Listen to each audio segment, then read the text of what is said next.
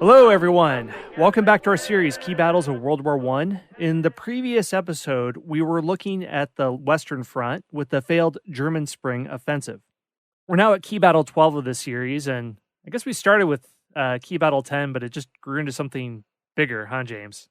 Yeah, we just couldn't quite keep it down to 10. You know, I think it's in the spirit of World War I. It's appropriate, where you begin with something you think will be one thing, but then it just keeps growing and growing and growing. It doesn't stop, and it metastasizes into something much bigger. So Absolutely. I mean, we could have made it 15 or 20. There's just, as we've seen, just constant fighting. It's hard to sometimes to declare when one battle's over and the next one starts. We call it a battle, but it's more of a campaign, and each individual campaign is actually bigger than entire wars that are fought. So is there a word that's bigger than war that we can use to apply to World War I? Catastrophe. Super war? I don't know. It's something beyond that. So that's what we're trying to do here. We have the 100 Days Offensives to describe this battle, although it's much more than a battle. So where we left off, Germany realized in the previous battle, I'm talking about the spring offensives, that the only way to win was to push into France before the United States fully deployed the resources. And it failed. They were stopped. So that means just the war is over and it's just mop-up operations from here on out, right? I mean, just, easy fall and that's going to be it. I think it's sure. Yeah. Germany's just going to say, well, we blew it, so we give up. No, like on the face of it, of course, that's not the case. It's not going to be easy to win. But behind the scenes, things are even more precarious than people realized at the time. Historians have dug in and looked at the situation of the French and British, and they were still holding their resolve. Well, the French, maybe not so much because they've really borne the brunt of it for years, but the British are trying to hold it together and keep a stiff upper lip. But they are barely hanging in there in 1918. By the year end 1917, just to give you some context, France had lost 3 million men in the war. Britain had lost 2 million men. The French army mutinied in 1917. A lot of its army was demoralized, and they were refusing to attack the Germans. And the British weren't that much better off. They had lost 800,000 casualties in 1917. It climaxed with a 3-month assault in the heights of Passchendaele, where 300,000 infantry fell to gain 2 miles of ground. And by 1918, it was a state secret of the number of French reserves of military age recruits that they still had because so few of them were still left alive. France maintained its 110 divisions in 1918, but they weren't doing this by infusing them with new manpower because there was none, but by reducing the number of regiments in a French division from 4 to 3. The British barely maintained their 62 divisions in the Western Front, and in the course of 1918, had the Americans not arrived, they would have had to reduce their divisions to 30 or fewer and essentially abandon the ground war in Europe. But now with the arrival of fresh troop numbers with the Americans, there is a fighting chance for the Allies. And in the summer of 1918, German attacks in the war had halted. And up and down the Western Front, the initiative depends on the readiness of the Allies, who, for the first time in a long time, have more soldiers and weapons and material than the Germans. So even though the Germans are halted, the Allies behind the scenes are in a desperate situation too. And nothing is clear, nothing is obvious, even at this point in the war, even years into it. So with all that set up, take it away, James. What's going to happen with the 100 Days Offensives? All right. So the Allies, of course, that refers to Britain, France, and the Americans, although the Americans technically didn't consider themselves allies. Wilson was too good for that. We're going to be an associated power.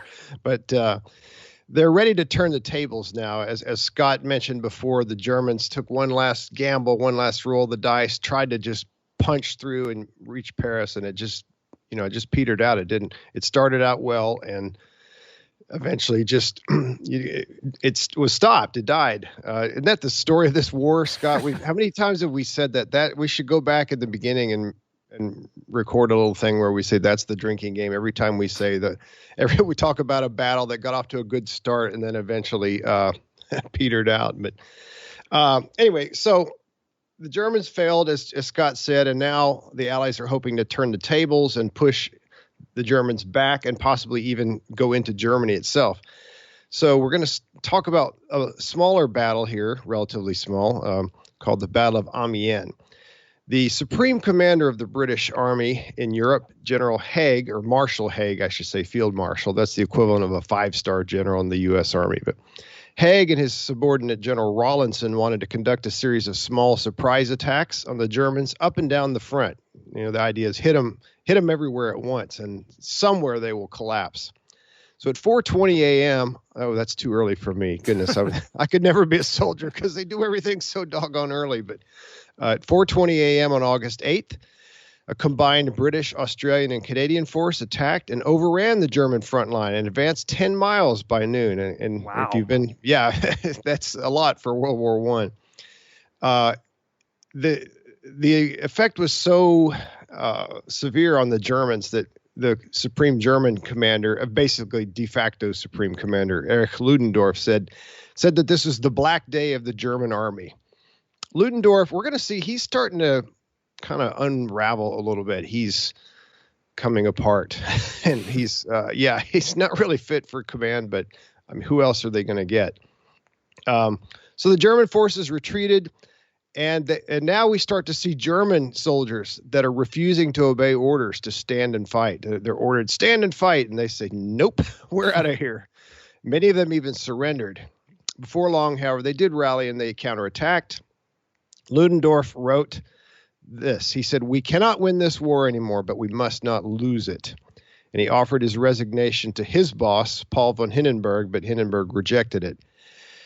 This battle ended on the 12th. Wow, Scott, look at that. A 4-day battle. Wow. Not a year-long battle. That's like a 5-minute battle in the Civil War or something. But anyway, the British reached the German defenses and were stopped.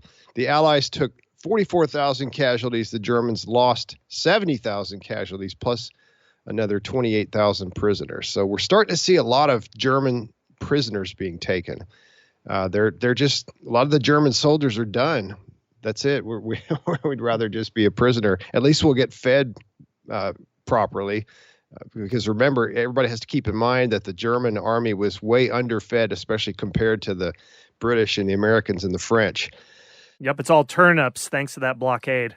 Yeah, turnips get old after a while. They would get old for me after one bite. But anyway, all right. So shall we go on into the late summer? Let's do it.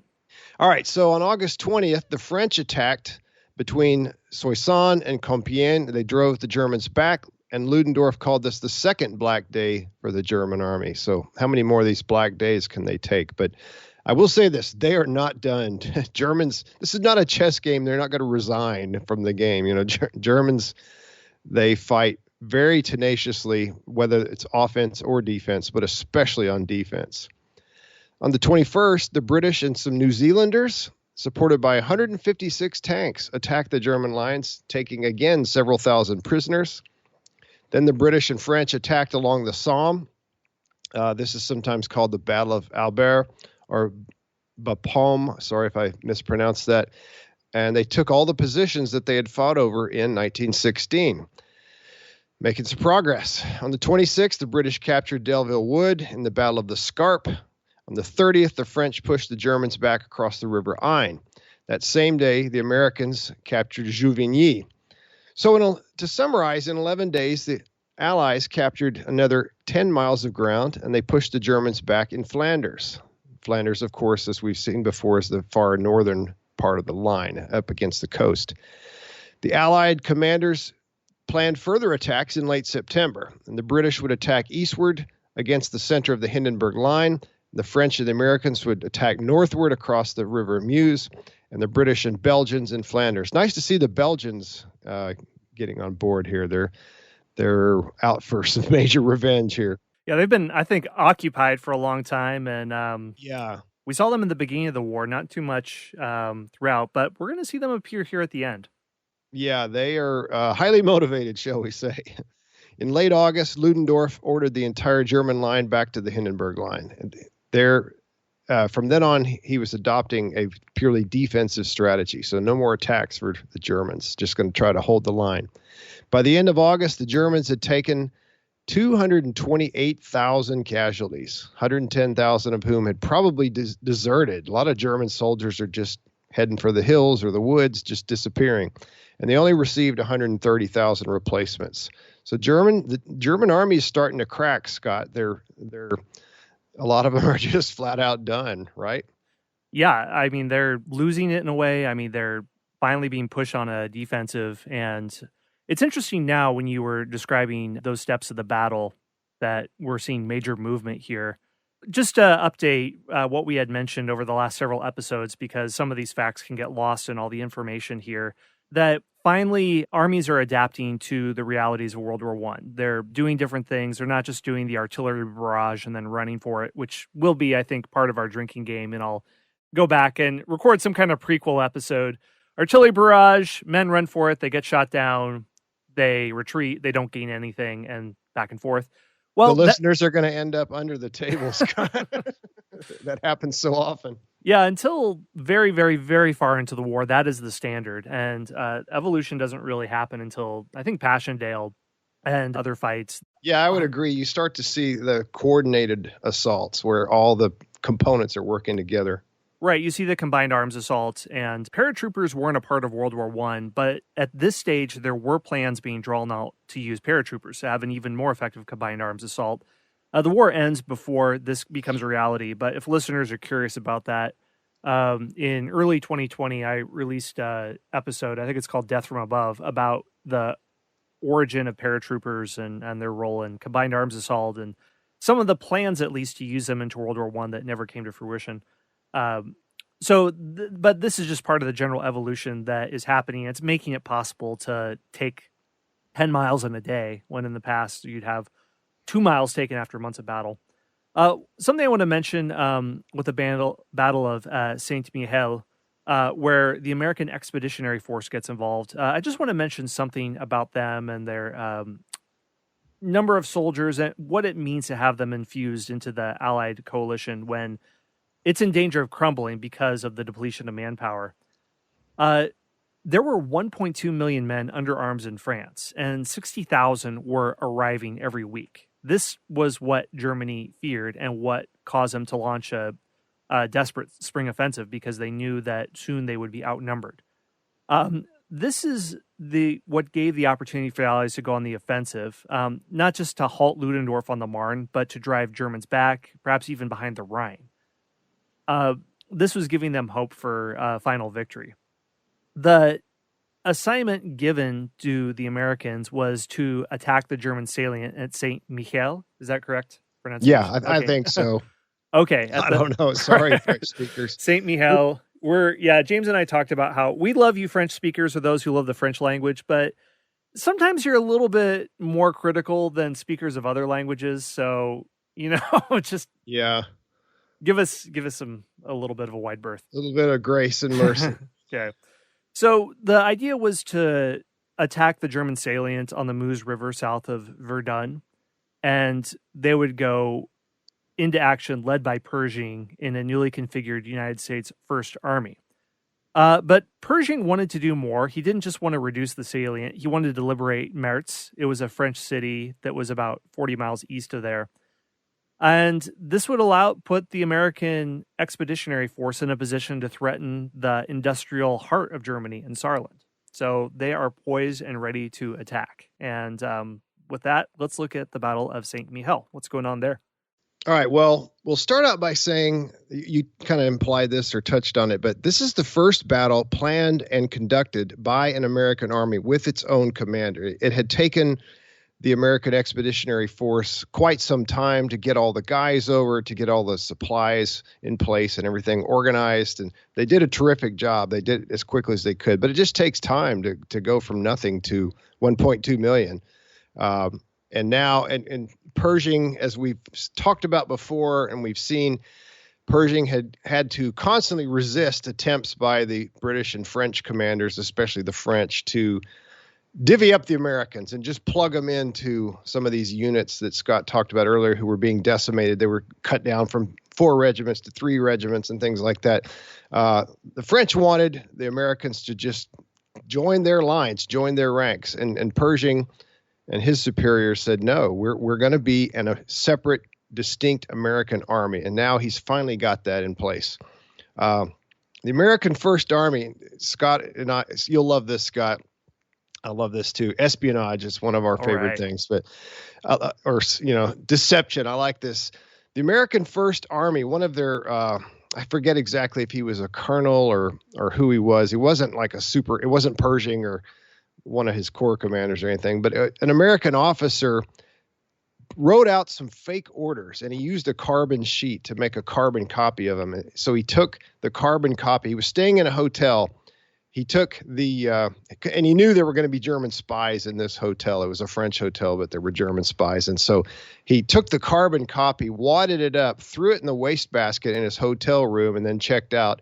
And then later, sure enough, one of the housekeepers who was a German spy found this wadded up piece of carbon paper in the trash. And so eventually, of course, this piece of carbon paper found its way into the German Army's headquarters, and look, it's like McClellan, before Antietam, except no cigars. It's like we've got the American orders. We know exactly what they were going to do, and so the Germans reacted to that and positioned their troops accordingly. Problem is that was exactly not what the Americans were going to do. It was totally fake. So he exploited the German fetish for documents and bureaucracy and paper orders, and which still exists strongly in Germany today. They love documentation, and they exploited it. Yeah, so I love that. I just think that's great. That sent them false orders. The order said that the attack was going to occur at Mulhouse, but the real attack was, as we've seen, Saint Mihiel at the salient. To prepare for the attack, 3,000 big guns and 40,000 tons, not 40,000 pounds, 40,000 tons of ammunition were assembled. 15 miles of road were built using 100,000 tons of crushed stone. I want to give it all its glory there. I don't want to understate it. 250 miles of light gauge rail and 45 miles of standard gauge railways were built. So this is massive. It reminds you of what the Germans had done before their spring offensive, or the Kaiserschlacht. I just have to throw in a German word from time to time. It's fun. That could be another good drinking game thing. Like anytime I use a German word, there's so many things, but it's just taken us the whole series to figure it out. Hey everyone, Scott here. We're going to take a very short break for a word from our sponsors.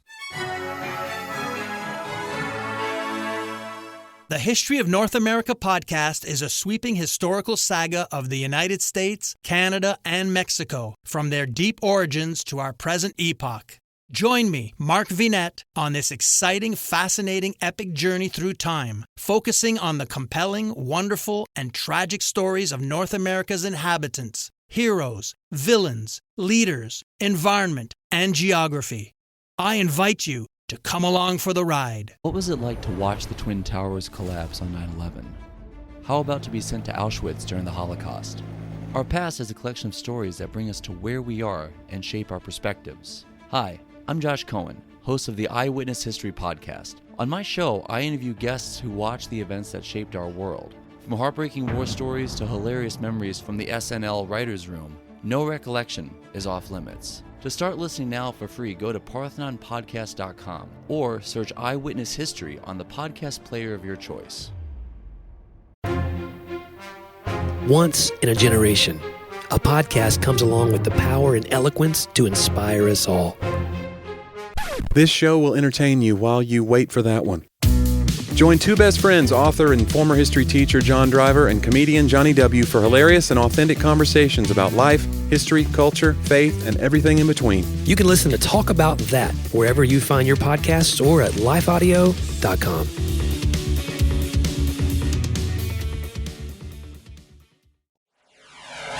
So, massive assault being prepared with all these preparations, roads being built, rail lines. And then on September 12th, the attack began. 200,000 Americans and 48,000 French attacked along a 12-mile front in the pouring rain. The Americans fired off thousands of shells of phosgene gas, and the Allies had 1,400 planes in the sky. All right, this is a serious air war at this point. Yeah, we're getting to where it's not quite World War II air combat yet, not even close, but it's moving in that direction for sure. We're a heck of a lot further along than we were in 1914, 1915. The Allies had a 3-to-1 advantage in infantry. 3-to-1, that's amazing. If you're playing Risk, you'll take those odds, right? 5-1 in artillery, 7-1 with aircraft, and they had nearly 300 tanks. Needless to say, the Germans were overwhelmed. They quickly retreated. The Allies suffered about 7,000 casualties, while the Germans suffered 17,000, which is more than 2-1, and 13,000 of those were prisoners. Again, we see the Germans surrendering by the thousands. The Allies took 200 square miles of territory. That's just mind-boggling, and several towns, including San Miguel itself. So the war once again had truly become a war of movement. We saw a lot of movement during the German spring offensives, but that was ground to a halt, as we saw. Now there's a war of movement in the opposite direction. Right. And one other thing just before we wrap this up, because it seems like it's the avalanche is starting and it's irrevocable movement.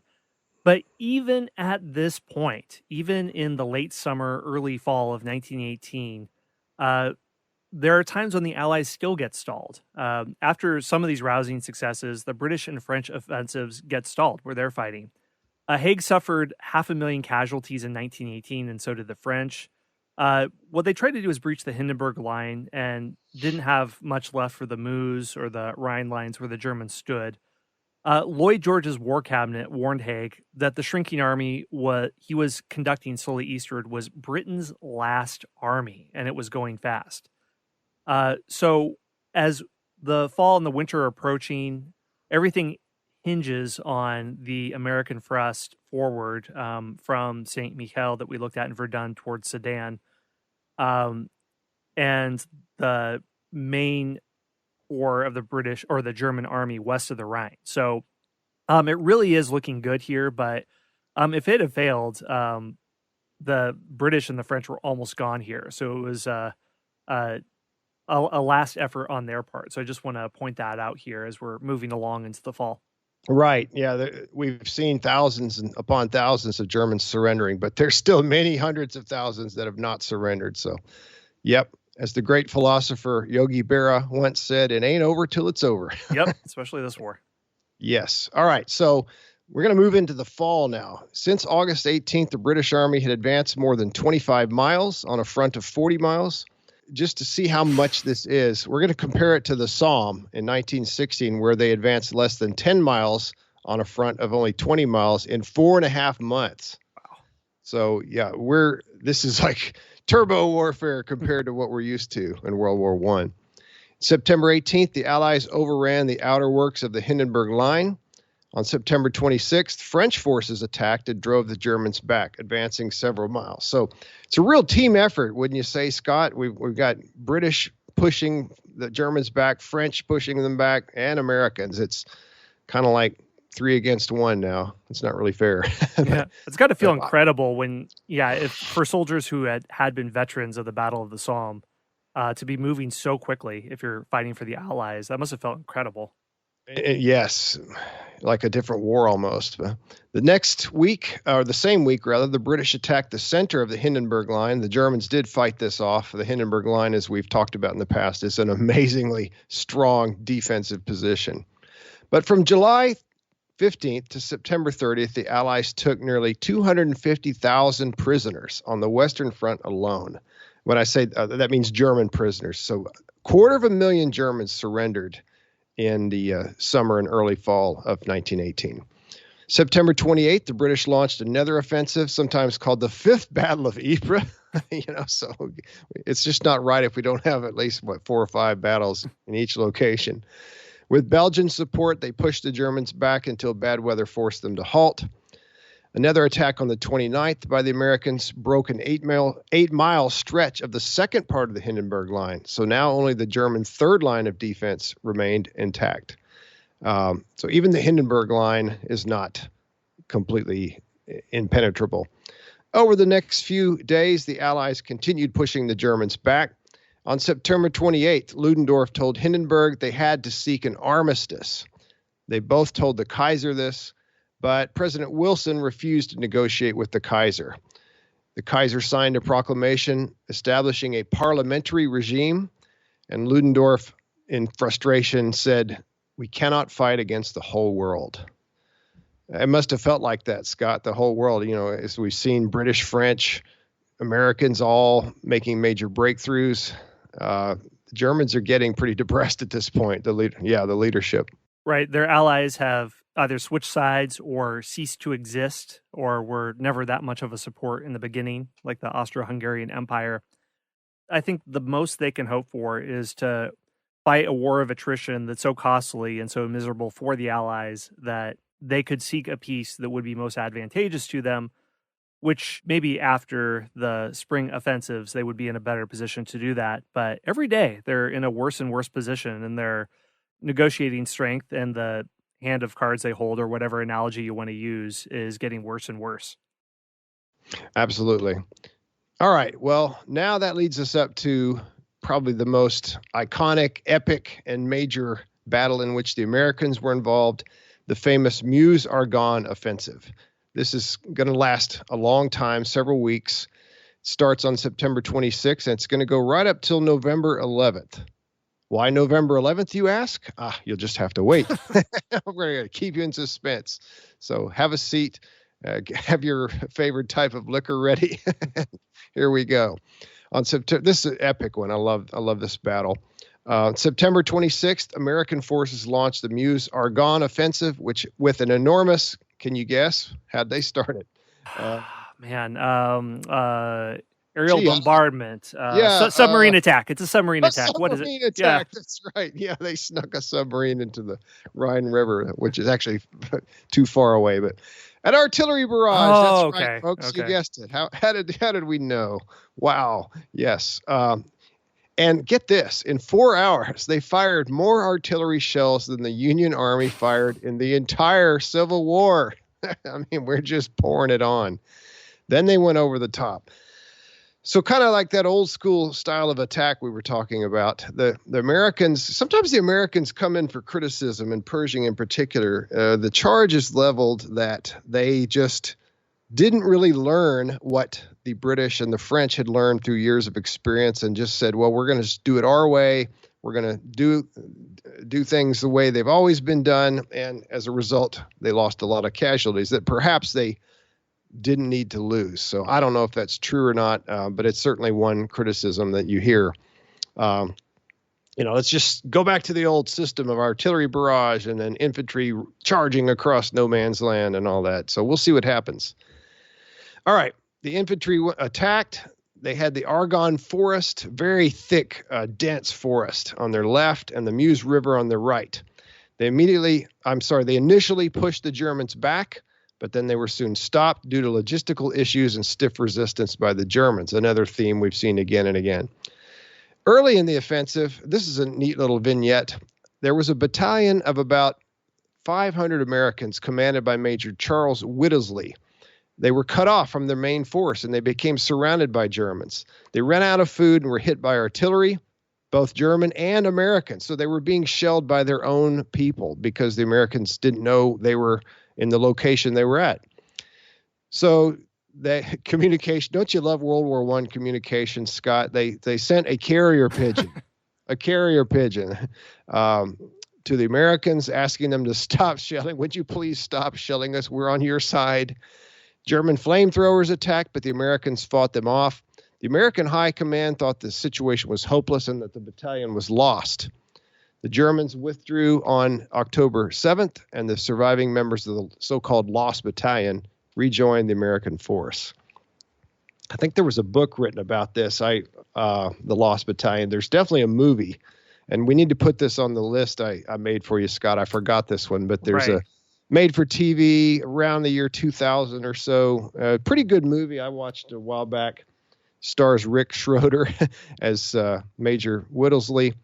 Pretty good show. We need to add that to the list. But anyway, neat little story about these guys' heroism and their failure to give up, even though they're surrounded and being shelled by their own guys as well as the Germans.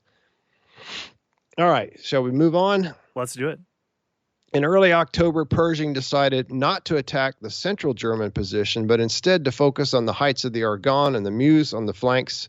It would be helpful if you can, to get a map on this. And I'm not going to try to even do a mental map on this. It's a little it's not that confusing, but again, a map will help you. Pershing was hoping to cut a key rail link, which brought the Germans supplies. And on October 14th, to be specific, the Americans did seize the high ground. They had achieved their objective set on September 16th. They had one more German position to take, but they were worn out. The Germans were just really putting up stiff resistance. So Pershing decided to pause the offensive for a while, and he gave up field command of the First Army and focused entirely on overall coordination of the offense. I should say that prior to this, originally you had just the American First Army, and then by the time they kept getting more and more reinforcements, and so Pershing created a second army. But Pershing himself originally commanded the First Army as well as being in overall command of the entire American force. And then he had another general who commanded the Second Army. But that's just really too much for one man to actually command the nuts and bolts of the actual army and then coordinate the overall plans of the entire American force. So he gave up First Army command and just became the overall commander, kind of an Eisenhower figure. Let's see. Where it was. Okay, so later during the offensive, here's a great story. This is a great one, listeners. Another great little vignette, which also has a movie. I'll start it out, and then Scott's going to add some details. So there was a conscientious objector. I think he was from Tennessee. He was a Southern man. He was very devout Christian. He belonged to a denomination that was pacifistic. They didn't believe in fighting. His name was Alvin York, but he went to fight anyway. He was a corporal originally. Well, technically, I guess he was a private originally, right? But by this time, he was a corporal. He and his men were given the task of clearing out a German machine gun nest. In their initial effort, 9 of his 17 men were wounded. And one of his men, by the way, had the last name of Early. I had to bring that out. I don't know. I don't think I'm related to him, but I think Early was either his sergeant or maybe a corporal. I can't remember. But anyway, the point is 9 of 17 men were wounded, so that's more than half. York told the other 7 who were not wounded to guard prisoners. And he went to the machine gun nest all by himself. He killed up to 28 Germans with his marksmanship. He had grown up hunting a lot, and so was a very, very good shot. The Germans surrendered, and he returned to his men with 132 prisoners. He's one guy, Corporal York, is marching 132 Germans. And I think that speaks again to how demoralized the Germans were. It's like, man, let's go get some food and some sleep. He was promoted to sergeant and became an international celebrity. Scott, take it from there. Yeah, I want to dig into the story more. And listeners, I know that for some of you, the way you learn history, you would prefer to learn via a biography rather than a thick military history tome told from the position of high command. And if you're more of a biographical learner, Alvin York is a great way to look at World War I if you care to look at things through the American perspective. But I want to dig into this a lot more and look at one particular account that describes how exactly he does what James described. And one man makes 132 prisoners surrender. Just if you imagine it, it doesn't make sense. But here's how it goes. So he's attacking the nest. At first, he's pinned to the ground and bullets are slicing dirt in front of them. And he guessed that there were 20 machine guns ahead of him. And occasionally he would see German heads over the barrels. So what he did is he treated the German heads popping over the barrels as old-fashioned target practice. So as machine gun bullets are whipping past him, gunners are unable to depress the barrels far enough to nail him to the ground. And so what's happening is his accurate shooting suppressed the German fire to the point that he could stand up and advance. And he did so. So as he's doing so, a German officer and 5 soldiers with fixed bayonets charged from about 25 yards.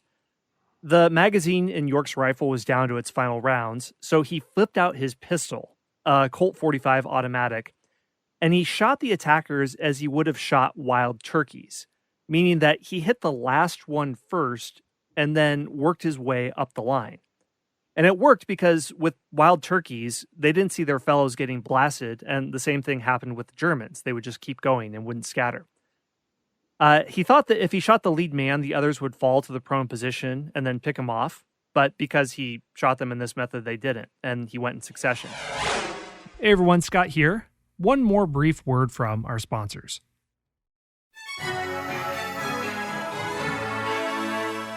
The History of North America podcast is a sweeping historical saga of the United States, Canada, and Mexico, from their deep origins to our present epoch.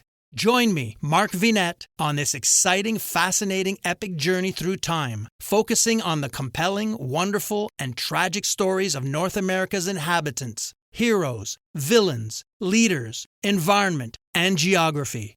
I invite you to come along for the ride. What was it like to watch the Twin Towers collapse on 9/11? How about to be sent to Auschwitz during the Holocaust?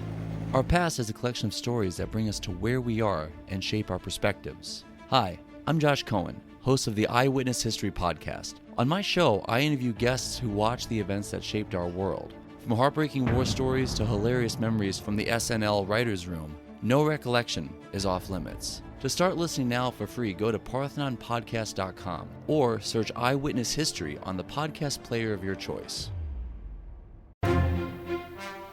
Once in a generation, a podcast comes along with the power and eloquence to inspire us all.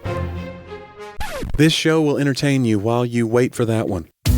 Join two best friends, author and former history teacher John Driver and comedian Johnny W. for hilarious and authentic conversations about life, history, culture, faith, and everything in between. You can listen to Talk About That wherever you find your podcasts or at lifeaudio.com.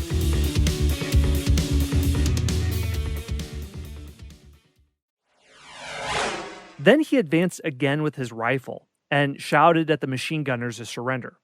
He figured he had them now because between foiling the bayonet charge and knocking bullets into German heads, he'd killed about 20 men. So here's how the exchange happened. The German officer in command, Lieutenant Paul Jürgen Vollmer, emptied his pistol at the advancing Tennessean.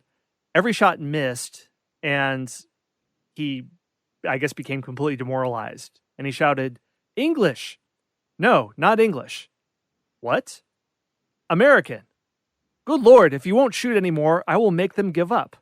So That's funny. yeah, I guess he figured at this point, all right, I'm done. Nothing else to do here. Yeah, so that's a story there. He just went right up. He kept shooting, and I guess they figured, all right, we have nothing else to do here. If maybe they were awestruck if one man is charging their nest and taking out 20 men. They had finally decided to give up. We don't know what was going through their heads. But it's an amazing story, and like James said, he became an international celebrity after this point. So what happens next after the rest of the battle? All right. So, yeah, that's a great story. Thanks for filling that in. And, of course, there's the famous 1941 movie, Sergeant York, starring Gary Cooper. I don't know how accurate that movie is. I saw it a long time ago, like when I was in high school. But it's fun if you want to check that movie out. Well, another interesting thing is that is little known, and I did not know this, Scott, until I was researching for this episode, but the U.S. Army during World War I used Choctaw Indians to transmit messages. German wiretappers were completely unable to understand them, and they began to be taken by surprise. It's more famous, the World War II story of how the U.S. used the Navajo code talkers, and there's a movie about that, of course.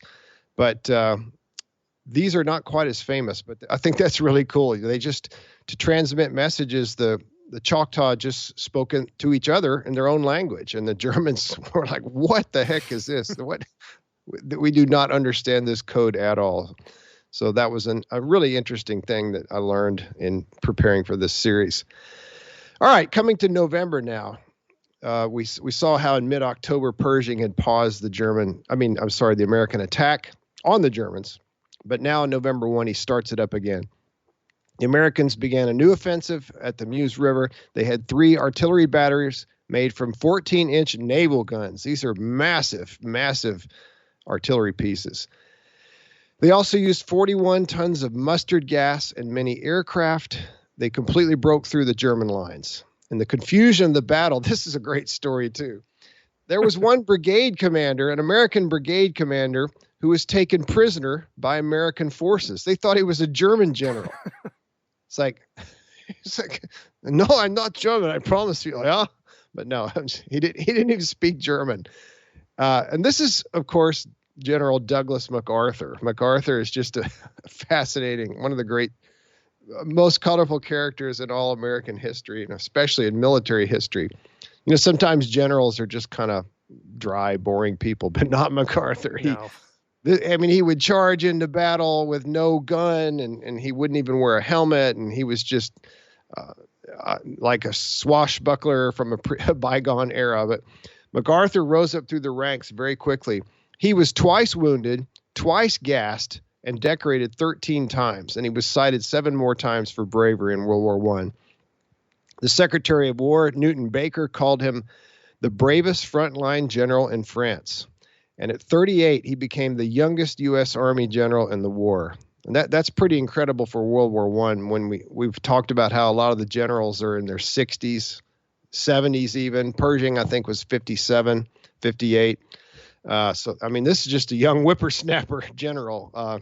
Right. And when he's accidentally taken prisoner, I pity whoever it was who did that to him. Because MacArthur, I mean, he is truly a giant of 20th century American history, general in World War II, overall commander in the Korean War. And in his lifetime, he saw himself as a world historical figure and a statesman.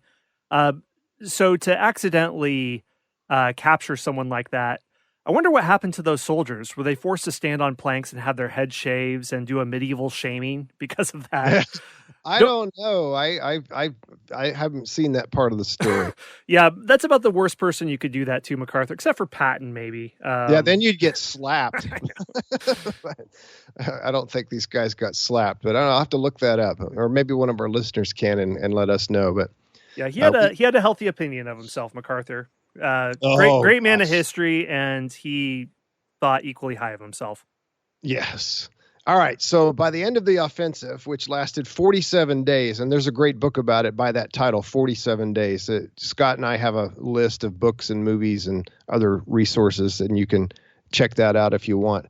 The Americans had lost 550 killed and over 1,500 wounded per day on average. Let me say that again. On average, for 47 days, the Americans lost 550 dead and 1,500 wounded per day. It was and remains the largest and bloodiest battle that the U.S. has ever been involved in. I totaled it up, Scott. It's a total of over 25,000 killed and 70,000 wounded. So, again, the French and Germans and British would say that's nothing. That's one day. That's one day for us. But when you think about the Somme, on day one, the British lost 20,000 dead and 40,000 wounded. But still, given how late the Americans joined the war and how relatively small their army was compared to those of the other nations, that's a lot. One other thing I want to mention, I want to give kudos to, there were about 380,000 African Americans who served in the AEF. We mentioned them before, but I want to mention them again. There were 42,000 in combat units, but most were employed as laborers. And that's really sad because they wanted to fight. I'm sure almost every single one of the black soldiers that came over wanted to be in the thick of the battle, but due to racism and discrimination at the time, 42,000 out of 380,000 got to fight. The is rest this when Wilson resegregated the military? Is this after that? If I have my timeline right? Well, he didn't really resegregate the military. The military had always been segregated. He resegregated the White House. That may be what you're thinking of. Oh, okay. Prior to Wilson, blacks and whites worked side by side, like, for example, under the Taft administration, Roosevelt. But he resegregated the White House and the government employees, but not necessarily the military. And if you think about that, so that's 340,000 black soldiers who had to work as stevedores and just general, I don't know what, maybe repairmen, but mainly just laborers. So, but nevertheless, 42,000 did get into combat. They served in fully segregated units with mostly white officers, although some junior officers were black. There were black lieutenants and captains, unlike what had been the case in the Civil War. There was one particular division that was really rewarded, I guess, or honored for their fighting. The all-black 93rd Division, they fought alongside the French with great distinction. Many received the Croix de Guerre, which is the highest French award. One unit called the Harlem Hellfighters became famous for its bravery and the high number of casualties they took. And overall, in the war, 5,000 African-American soldiers were wounded and 750 were killed in France. Sadly, when they went back to the U.S., they were not going to be at all recognized or rewarded for their service. And in fact, they're going to be treated equally as bad, if not worse, than they had been before the war.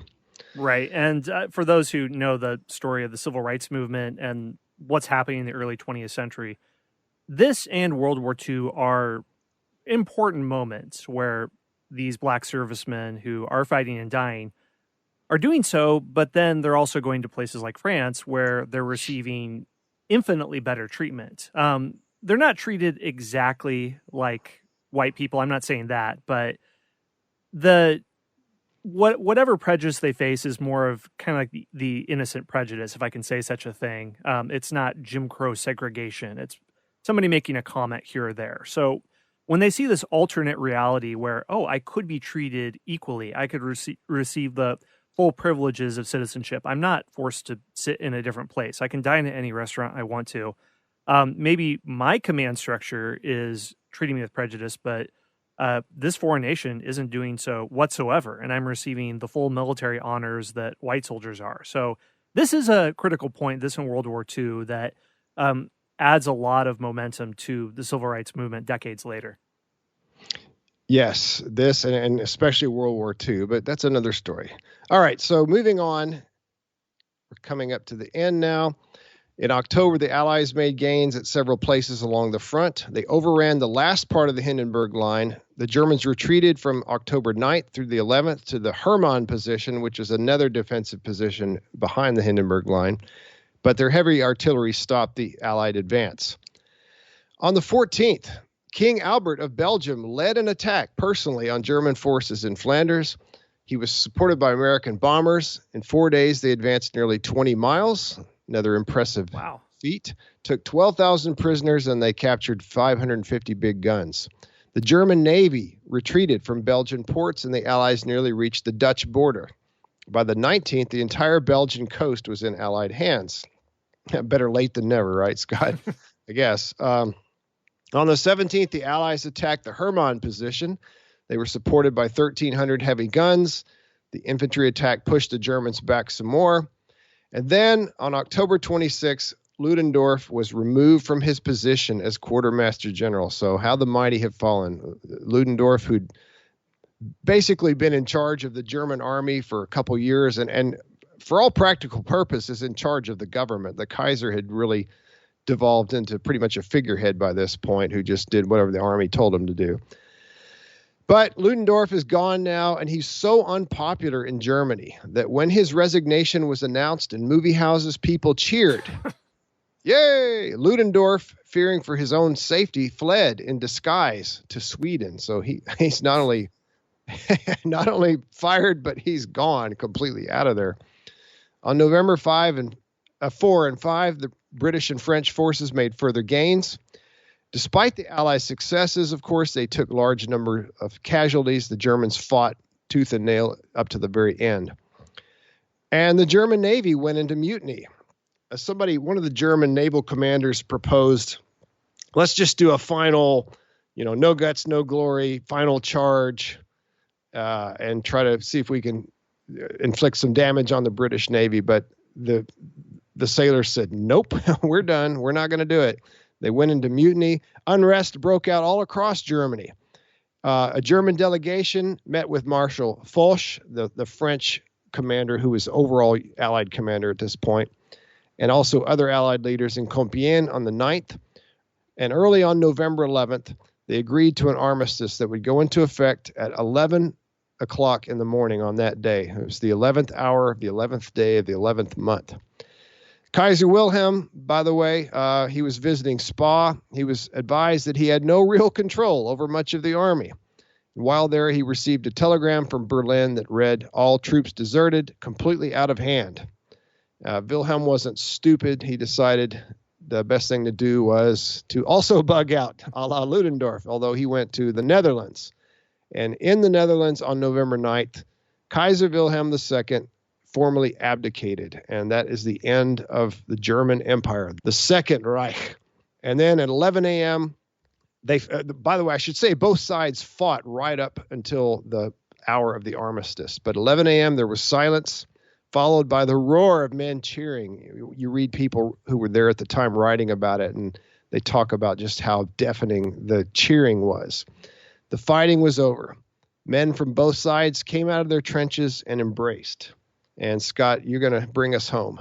Right. And let's really pause at this moment, because this is after 4 years of the worst warfare, and I say that definitively, that the world had ever seen. Perhaps ever since then. I don't know since then, but before then, it's absolutely clear. War on an industrial scale. Millions had died from shrapnel, from disease, had suffered total mental collapse. Absolutely hellish. And I was looking for accounts or quotes or perspectives on what it felt to be there and actually feel the moment of peace. There's famous poems, or like In Flanders Field. You can find those all over the place. But I was thinking back to something I had read many years before that had still stuck with me today. And of all people, this is a quote that comes from Kurt Vonnegut, who was an American novelist, a World War II vet. He wrote a bunch of books in the 20th century, like Slaughterhouse-Five, famously very anti-war.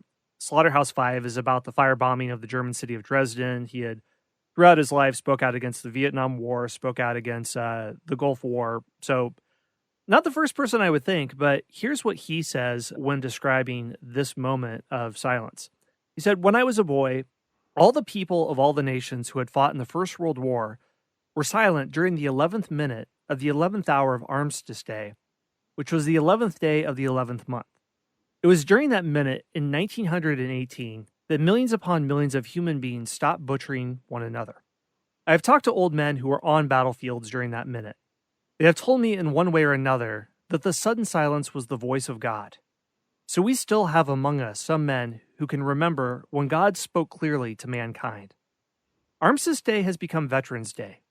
Armistice Day was sacred. Veterans Day is not. So I will throw Veterans Day over my shoulder.